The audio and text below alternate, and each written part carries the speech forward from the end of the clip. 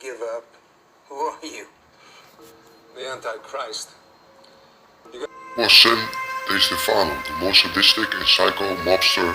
Samuel Destefano, born September 13, 1909, was an Italian-American gangster who became one of Chicago outfit's most sadistic sociopath killer.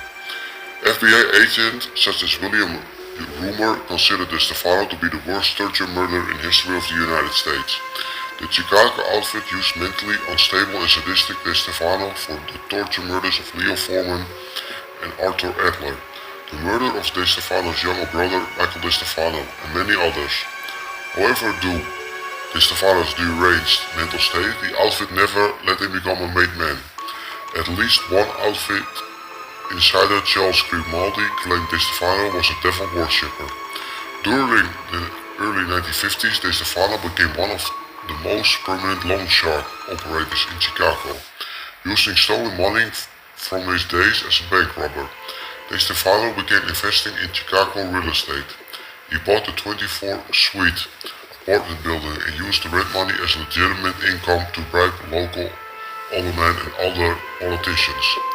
By the mid-1950s, Destefano's influence extended to city officials, permanent justice, and law enforcement officers.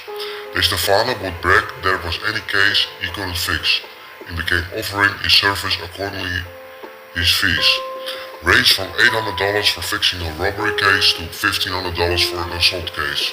Destefano allegedly fixed a first-degree murder for a case for $20,000. Destefano arrangements became so routine, corrupt police officers would escort suspects to Destefano's house.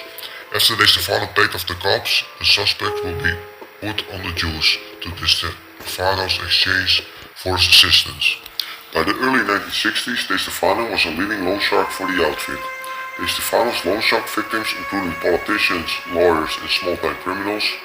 By the end of the decade, Destefano was charging 20% to 25% of peak in interest. Destefano would accept very high-risk debtors such as drug addicts or businessmen who already defaulted on previous debts. The reason was simple. Destefano enjoyed when debtors did not pay on time, since he could then bring them to the sound of the proof torture chamber he built in his basement. Other gangsters said that the sadistic Destefano would actually foam at the mouth while torturing his victims.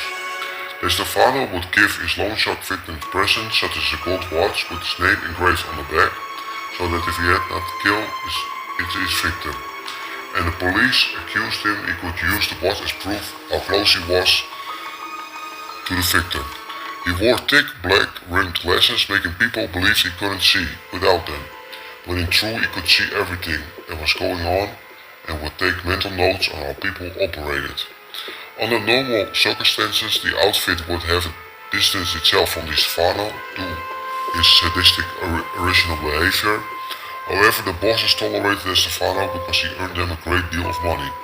Destefano was such a successful earner, Sam Giancana and Anthony Accordo invested some of their own money in Destefano's loan sharking operations.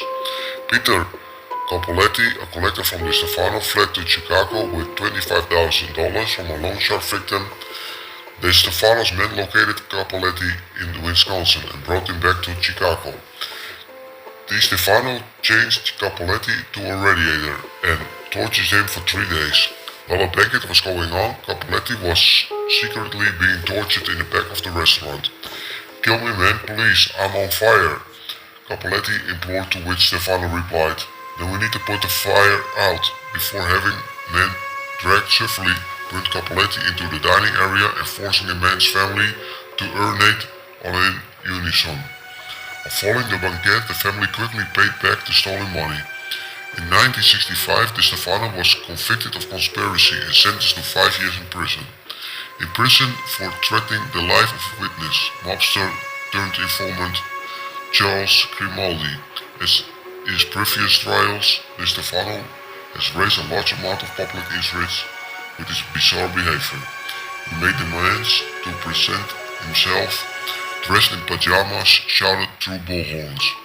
The outfit bosses began to worry that Destefano was not only jeopardizing his own defense but also the defenses of his other crew members. In a secret meeting, the boss of the Chicago outfit, Antonio Coro, gave Destefano crew permission to kill him. On April 14, 1973, it was presumed that Destefano was to have met with his brother, Mario Destefano, and associate Antonio Spilotro in the garage of his Gilwood neighborhood home on Northsea Avenue. Before the meeting began, Spilotro allegedly entered the lot and shot Destefano twice with a shotgun, hitting him in the chest and tearing his left arm off at the elbow, instantly killing him. The murder was never brought to trial.